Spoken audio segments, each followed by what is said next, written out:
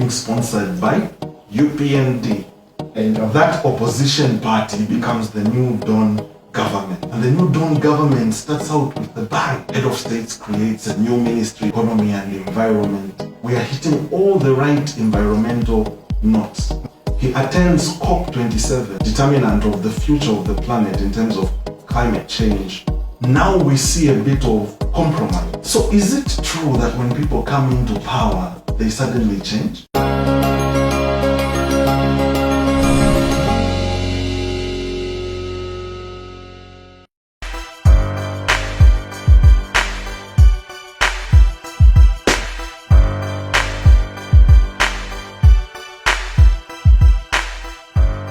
Well, ladies and gentlemen, when you talk about environmental issues related to Zambia, there is one name that comes up easily, Miju Eco Care.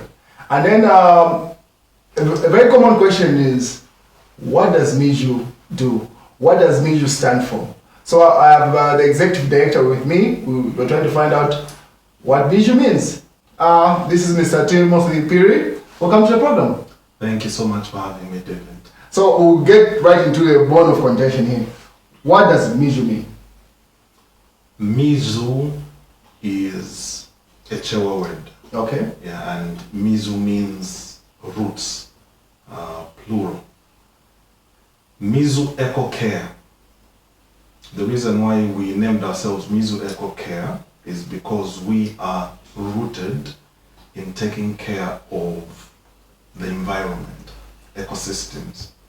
So hence the Eco Care. Mm-hmm. If you look at our logo, you will notice we have Mother Earth. Yes. Then hands that are holding Mother Earth.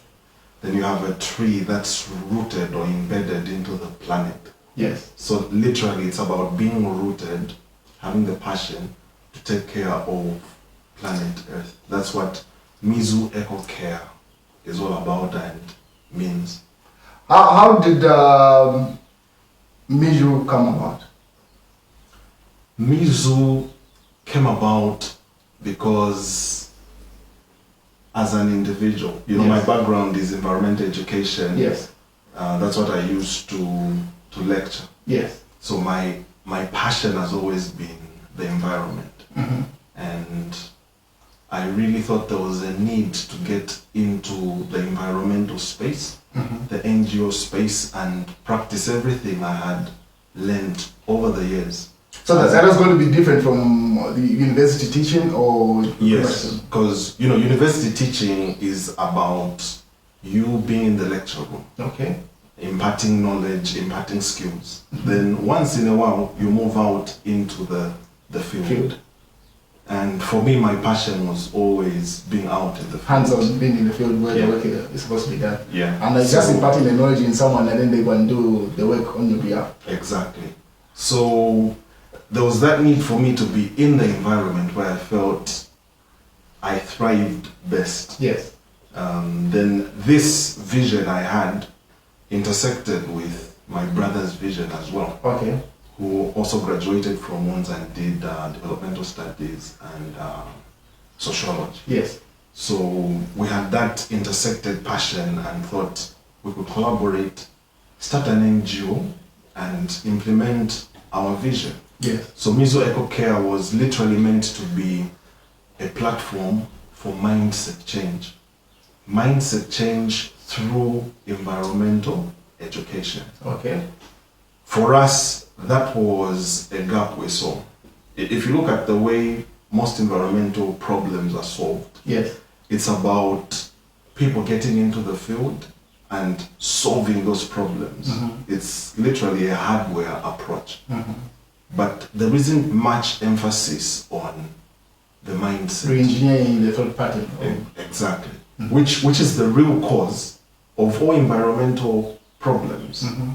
And if you look at it from a balanced point of view, if you only deal with the hardware aspects on the ground, you will solve those problems. You're remedying the symptoms, forgetting the... Exactly. Mm-hmm. You need to remedy the actual problem, which is a flaw in the way people perceive the environment, the world.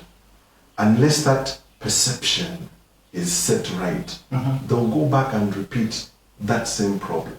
So the solution has to be twofold. You deal with the hardware aspects, reduction of deforestation, reduction of pollution, solving hunger, stopping poaching. Those are fine, but you're dealing with the hardware part. Yes. If the mindset is not changed, they'll go back to polluting, cutting down trees, poaching. So you need to work on the mindset. Yes.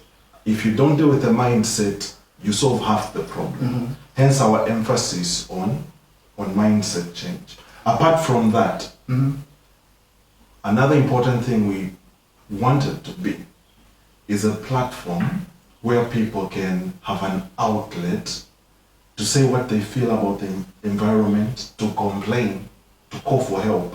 Yes. And half the work we do actually involves people getting in touch with us and saying, there's this problem here, can you tell this story? Or can you come and help solve this problem? So being a platform where people can run to for help, a platform where people feel they can release information to the public, was definitely part of that original vision we had. And I think so far we are happy with the response we've gotten from people in that aspect. So eventually, one of the information that you put out was related to Forest 27.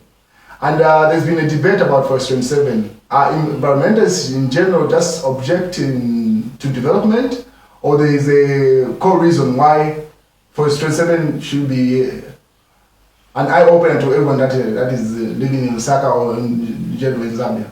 Why Forest 27? The reason why we were interested in Forest 27 is because it's the last forest remaining in Lusaka district. So we used to have Forest 26 and Forest 27 as the last two. Then Forest 26 was degazetted. Half of it became the Lusaka National Park. And we don't complain about that because the ecosystem aspect has been preserved through the national park. So that was a brilliant idea. The other half became the MEFRES project, which leads to degradation. Yes. So that kind of development we are against. A development that degrades an important ecosystem that had a specific ecological function for the city of Lusaka. Remember, the original design for Lusaka city was that it should be a garden city. It's a city meant to flourish by bringing out its environmental gems. So the moment you take away the environmental aspect, trees, forests, plants, you are going against the original concept upon which the city was founded. Yes. Then you have Forest 27, which was also degazetted, portions of it. Bit by bit, they were being degazetted until you remained with less than half. But this is a recharge zone for the entire city. Recharge zone is an area where water enters the ground to get into the underground water system. Okay. That you need as a city, because not all your water is going to come through the council or from Kafue River. A huge number of people depend on water that comes from the underground through boreholes. That water goes down through specific points. It's not every point of the surface that's going to let water into the underground. So that's a recharge zone. That's one of the reasons why that place was gazetted into a forest, so that it's protected as an entry point for water into the underground. So when you begin to start developing it, you remove the trees and replace them with concrete, you are defeating the purpose of having that ecosystem as a recharge zone. It's also the source for the Chalimbana River. Okay. So again, if you want the Chalimbana River to remain healthy and continue flowing, you will sustain the source of that river. You will sustain the areas around that source so that you do not degrade it. But the moment you start developing the area, you degrade the ecosystem. the quality reduces. That means the ability of water to be collected into the stream reduces. And everyone else downstream that's supposed to benefit from that river and has benefited from it for hundreds of years suddenly begins to lose that benefit. So why should the majority of the people lose a benefit? Because a few people feel it's within their right and power to own personalized plots in the area. That is not fair, it's not just. When you look at the people that got the plots in Forest 27, the majority of them are powerful, well-to-do individuals. Okay. So yes, there was a certain section that was put out for the average Zambian, but that was just to make sure people don't complain. Yes. Behind the original idea was for powerful people to have land, because land was running out in Lusaka. The truth is, Zambia doesn't have a shortage of land. Plots could have easily been allocated in Shimabala, in Silverest area, heading towards Chongwe. We still have a lot of land. 752,614 square kilometers of land is a lot of land for a population of between 20 to 21 million people. Zambia does not have a shortage of land. That's a false claim.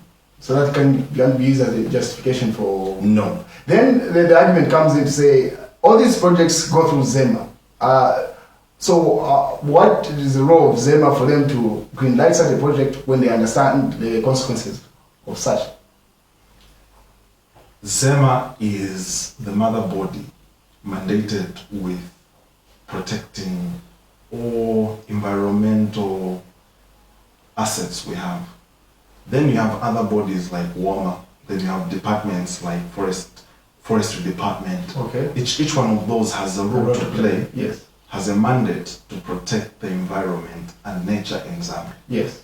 But the history of the way things have been done in our country is such that when technocrats, those civil servants in government, are trying to do their job, they will not do that job freely.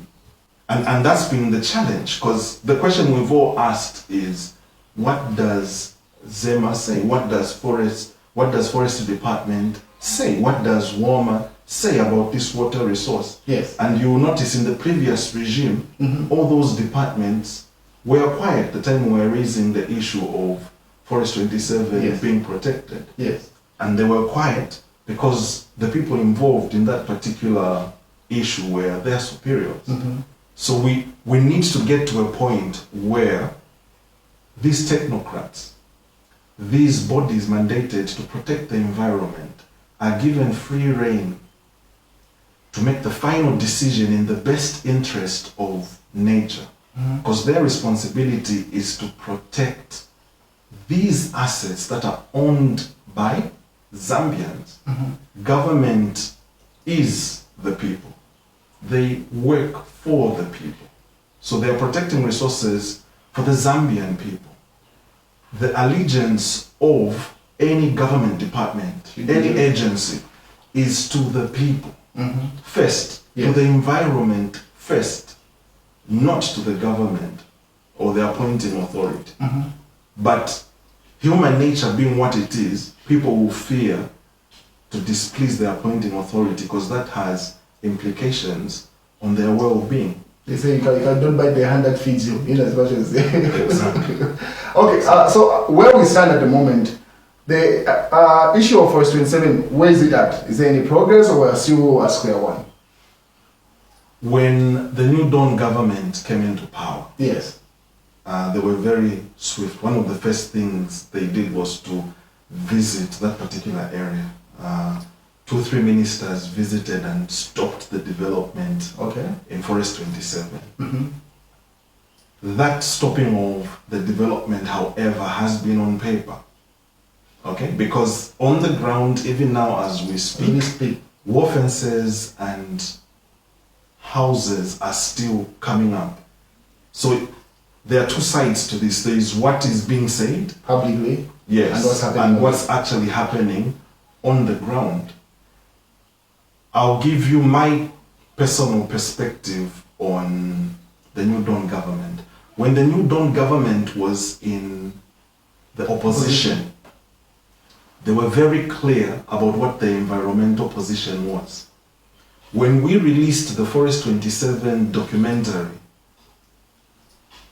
the majority of the political platforms, social media platforms that shared that video were actually UPND platforms. the current government. And we have the current Minister of Local Government in Parliament declaring we will demolish those houses when we get into power. Yes. So their position on the environment was clear. very, very clear. We received a lot of opposition and persecution from the then government because we were deemed anti-development. And actually a good number of people were saying we are being sponsored by UPND because their environmental agenda intersected with what the environmental NGOs were also pushing for. Fast forward to the present situation, that opposition party becomes the New Dawn government. Yes. And the New Dawn government starts out with the bang. The head of states creates a new ministry that's called Green Economy and Environment. As environmentalists, we were cheering. Amongst the first trips he makes is to New York, UN General Assembly, and he pushes his agenda as the Republican president, HH, pushes the agenda for a green economy, environmental sustainability. We are hitting all the right environmental notes. He attends COP27, another huge determinant of the future of the planet in terms of climate change solutions. Yes. And environmental sustainability. Again, we hit all the right notes. Our nationally determined contributions are right on point. So that the message we're giving out to the world is that the environment matters to us. Priority. So the first things they're doing as a new government match what they used to say when they were in opposition. But the challenges come in for those of us that are watching the whole process from the time they were in the opposition to now in power. Yes.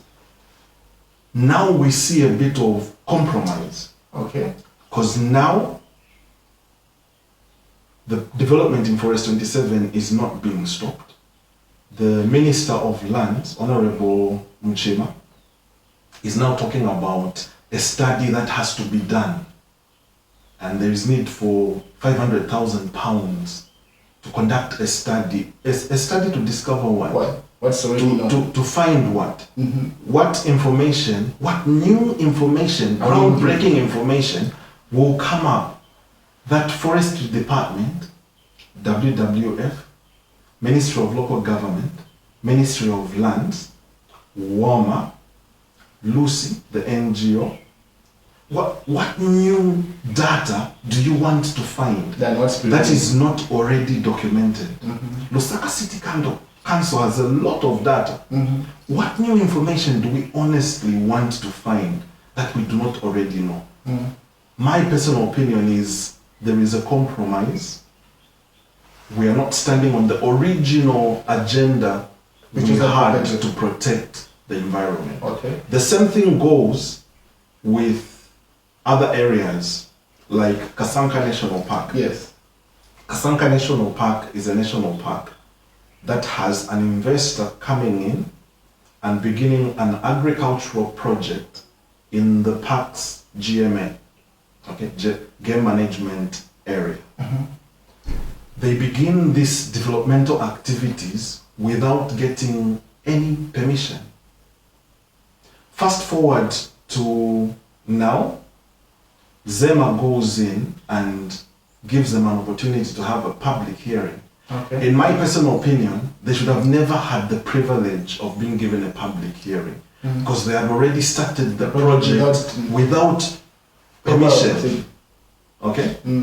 So those people should have been given no opportunity to continue developing. The development should have simply been cancelled. but they were let off the hook. A public hearing was given. The announcement was that feedback from that hearing would be given in 2 weeks. It's been months now. We do not know what the feedback from that hearing is. That's compromise to me. When you have an environmental agenda, your agenda represents loyalty to the environment. It represents commitment to your people, that you will protect the natural resources on their behalf. That commitment, that vision, that agenda does not change just because you come into government. True. In fact, being in government should only strengthen your resolve to implement that particular vision. So it's these compromises that now make us start asking questions. So is it true that when people come into power, they suddenly change? Because that's what makes politics come out like a dirty game. True. Because we see people that have principles we admire suddenly change when they are in power. There should be no change when the vision is to protect the environment. It doesn't matter whether you're in opposition or in power. Protect the environment. Protect the welfare of your people. Do not compromise because now you are in power. That is a contradiction. That is a sad development. And we hope the current New Dawn government will remain committed to protecting nature wherever it is under threat. We are not saying development is wrong, as we're always accused. We are saying we want balanced development. We want sustainable development because we realize that development on its own that continues to damage the environment will leave us in trouble. We'll end up with climate change and its effects. No one is happy when we see flooding and runoff water all over the place. That is because we're not balancing up the development and the protection of the environment. When the soil is exposed because there are no trees, you cannot hold the water from the rains when it begins to flow on the surface. So when we say let's balance the development between keeping some trees and developing some areas, it's because we want to prevent those negative impacts. It's the balance we want, not over concentration on only development. Let's balance up the two. There's the debate that has been going on in the media recently. What are the benefits of having the Victoria Falls area designated as a World Heritage Site? And what are the disadvantages if that's taken off? So when we talk about the Victoria Falls, Mosotonia Falls, we have to look at the area from a holistic perspective. We're talking about the Mosotonia National Park. In connection to the Victoria Falls. It is a World Heritage Site because the Victoria Falls, the Mosotonia Falls, is one of the 7 natural wonders of the world. On Earth? So when you talk about natural wonders in Africa, it's the only natural wonder we have. South Africa has even been good at marketing that natural wonder. They market it as if it's within South Africa. They market it better than Zimbabwe and Zambia. True. So, because we have been given the privilege by God to host this natural wonder, it's important to protect that ecosystem in which that natural wonder is found. Hence, the reason why that area was declared a World Heritage Site. Why is it under threat? It is under threat because the developmental activities that are coming into the area are now threatening that particular ecosystem. You even have plans to have the Batoka Dam developed in Batoka Gorge. Once you flood that gorge with water from that dam, won't that compromise the quality of that ecosystem? It will. Won't that compromise the Zambezi River? It will. Will the Victoria Falls be the same. So if you compromise the status of this natural wonder, only one in Africa, then the World Heritage Site, through our Heritage Commission here, has the right to say, you know what? You are blessed with one of the greatest wonders in the world, but you don't care to take care of it. We will remove the status of World Heritage Site, because a World Heritage Site is a location that's of significance, cultural significance, natural resource significance to not only the people of that area, to not only the people of that city, Livingston, to not only the people of Southern Province, to not only the people of Zambia, Southern Africa. It's a heritage for the whole world. Human race. You are protecting it for the whole world. Yes. That's the reason why it's not just a national heritage site, it's a world heritage site. So the responsibility is beyond what we want as Zambians. Yes. It's about what the whole world wants. It's a resource that's meant to be protected for the entire planet, for everyone alive today.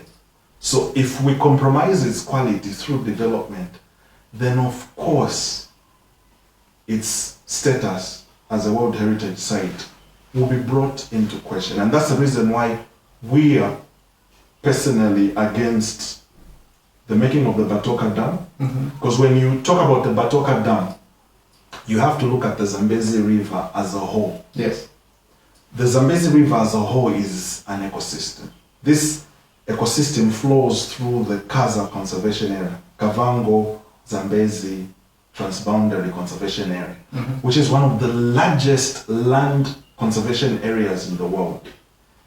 It's an area that covers Zambia, Angola, Namibia, Botswana, Zimbabwe. Again, this area is not for one country, it's mandated to 5 countries to take care of it. So the wildlife that roams in this area is collectively owned.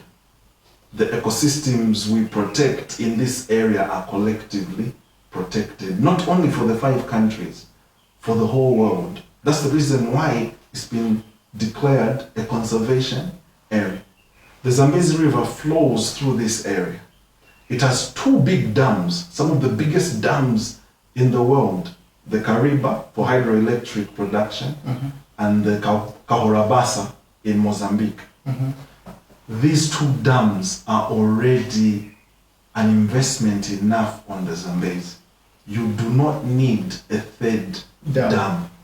Instead of trying to focus on hydroelectric power, let's remove the pressure on hydroelectric power. Let's look at solar energy. When we talk about our Rural Electrification Authority, their mandate is to provide electricity to everyone, but hydroelectric power is expensive. Why? Because we have a very high deforestation rate. Okay. And because of that very high deforestation rate, the ecosystems that are meant to be water catchment areas for the Zambezi are being degraded. The Zambezi is not getting as much water today as it got 20, 50 years ago. So why will we continue putting pressure on hydroelectric power when the amount of water we're getting into these dams is actually reducing? And that's part of the pressure for increasing the price for electricity. Let's look for alternatives. Let's look at biofuels. Let's look at solar energy. The Rural Electrification Authority project and mandate to provide electricity to every Zambian should not just be about hydroelectric power. It should also be about other forms of energy. Solar energy being one of them. Biofuels being one of them. So the emphasis on dams doesn't have to be there if we have the opportunity to find alternative energy sources. I'll emphasize this point again. Yes. The pressure on hydroelectric power is enormous because it can only be produced using water.